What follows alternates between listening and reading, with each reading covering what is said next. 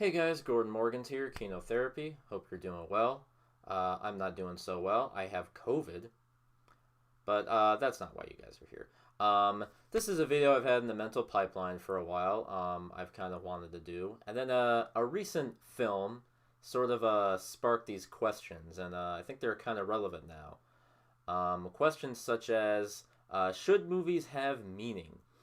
Is a meaning or a message what makes art good? Now, maybe you were like me as a teen. You got into movies, music, art, any forms of creativity. Uh, and then you learned somehow, maybe by discovering something that speaks to you or just on your own, that art can not only make you feel things, but it can be about something important. And maybe this isn't something you had to discover. Most people write or draw, they play music because they have something to say. They have something inside of them they want to express. And without a doubt, that is a beautiful component of art. That it can change, it can revolutionize, it can challenge, it can provoke. Now, maybe this also happened to you as a teen, or at least happened to me. I one day came across a quote from Kurt Cobain, a musician I greatly admire to this day, and it said something along the lines of, "If you don't know the meaning of our songs, then you're not a true fan." Paraphrasing, but he said, "If you don't know the meaning of our songs, you're a poser. You're not a true fan. You don't deserve to listen to our music. You're dumb." And this quote was very detrimental to me as I grew up. It ruined the way I watch movies or listen to music.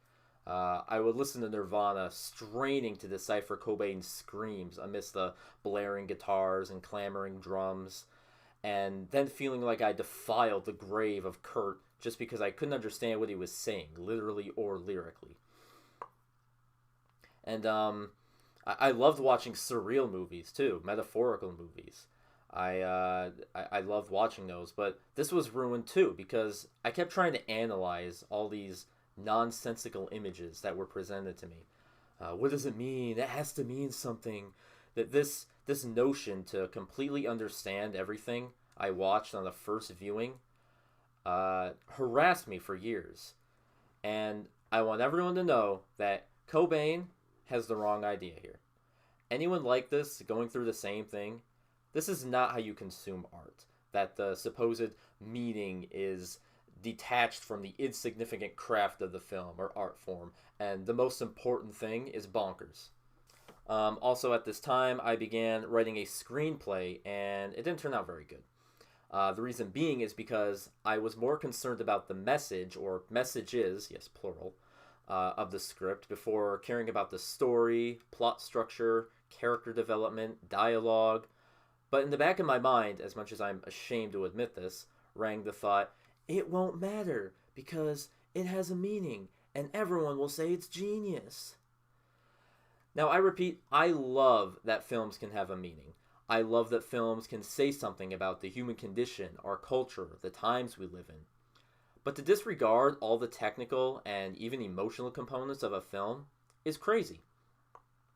In fact, a good director can use all the components to enhance the story he wants to tell. Something our director of discussion in a bit should know.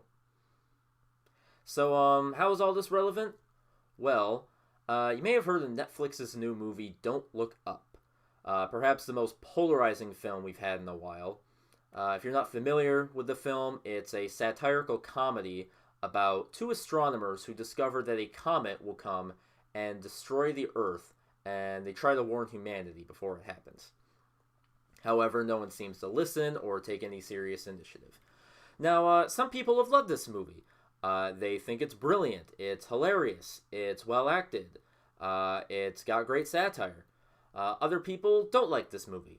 They said it wasn't funny, the performances were annoying, and the satire was too heavy-handed. Films have divided people many times, even in recent memory.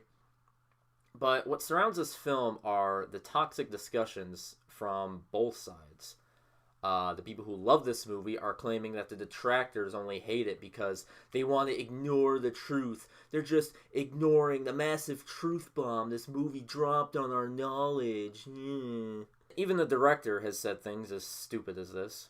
And of course, there are always the right-wing nuts who call it liberal propaganda, and that the Earth is fine, we're not really polluting it, yada yada yada.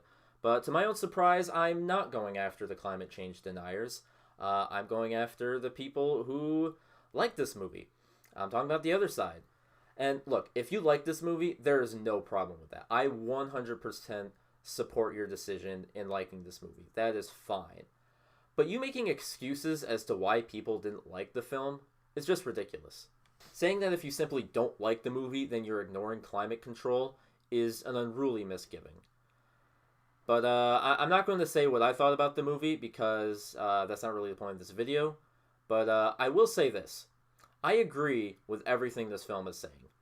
That there's a lot of truth this film points out about our society. Our obsession with celebrity culture, the manipulation of media outlets, higher-ups and politicians only caring about their own self-image in exchange for very, very real environmental threats. But the message alone doesn't make the movie.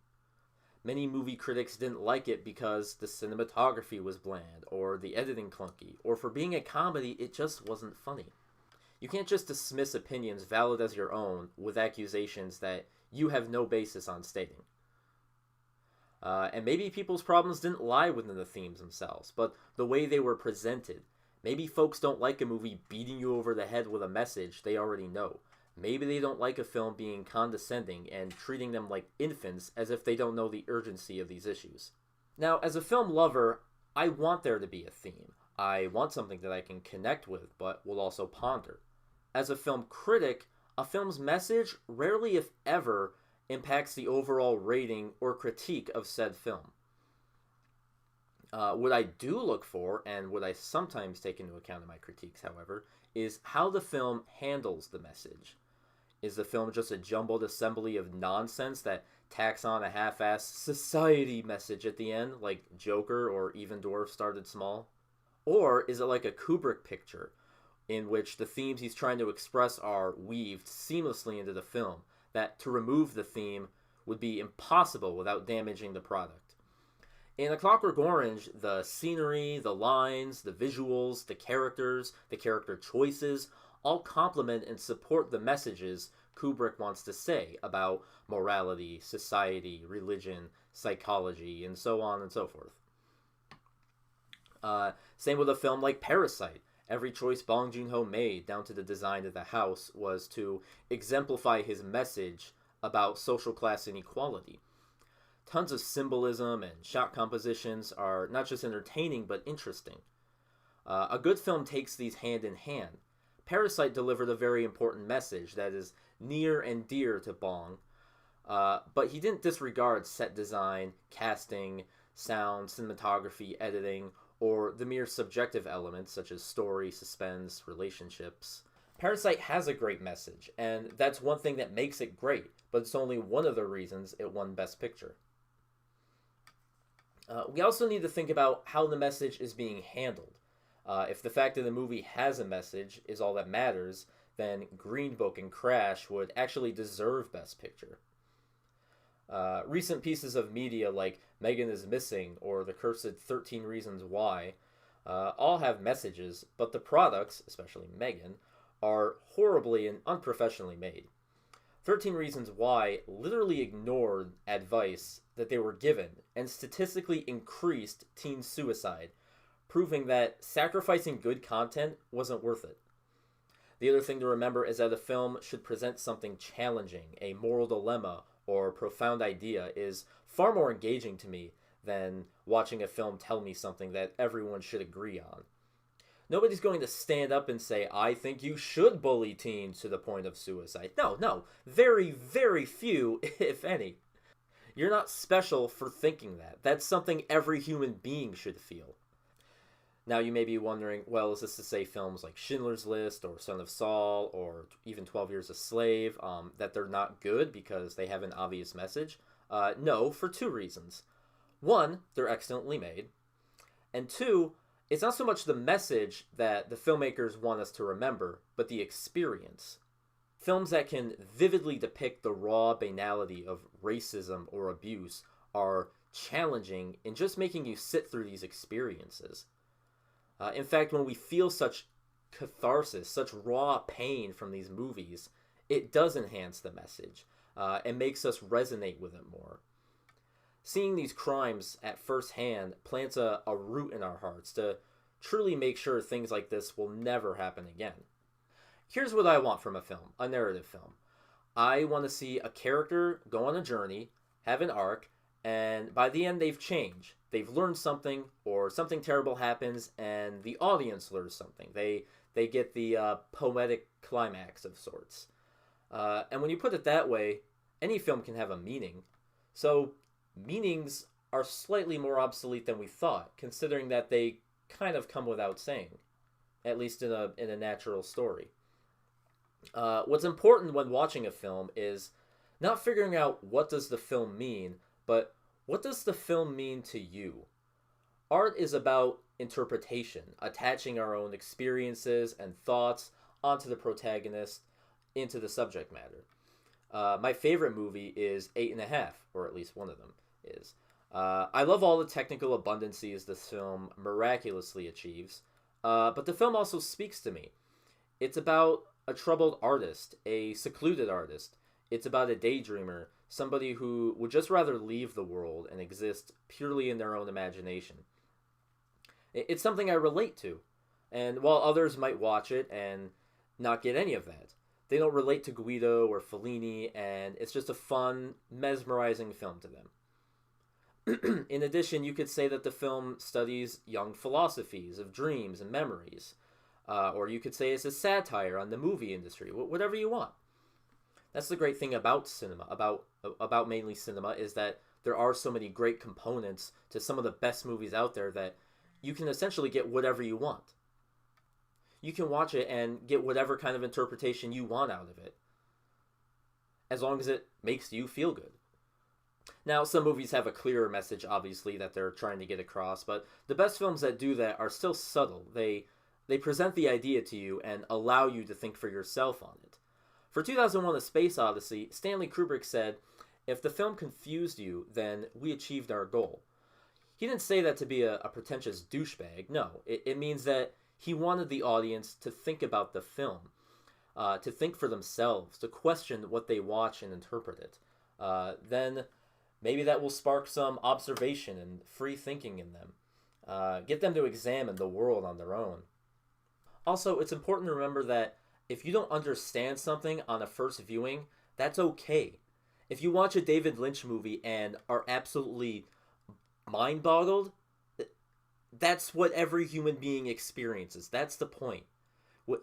When you see someone who analyzes all these deep, confusing movies, they didn't watch the movie once and immediately understand everything. That's not how it works. They watched it more than twice, over and over and over again.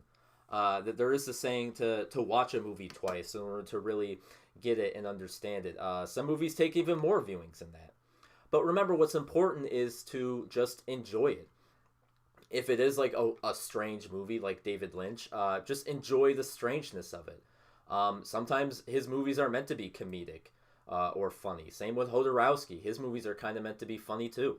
But you can still revel in the pure beauty, the imagination, and just the offset tones, the dreamlike quality that these movies capture. You can still enjoy that, and you can still get something out of it.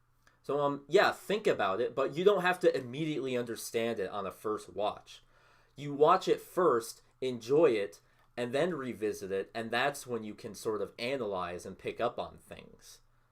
You know? And that's important with a lot of movies that people might not get, or they might not even like at first.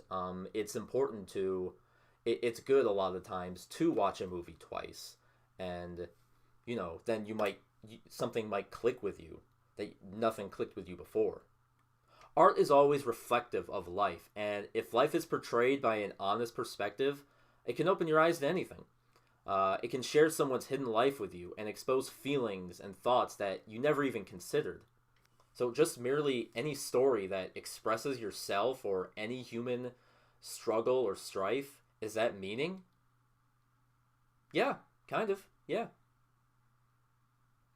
So some I got my answer might sound a little confusing or paradoxical in a way, but does meaning matter in a film? Yes and no. Yes, a good film should have meaning to it. It should mean something to someone. But a good message doesn't make or break a film.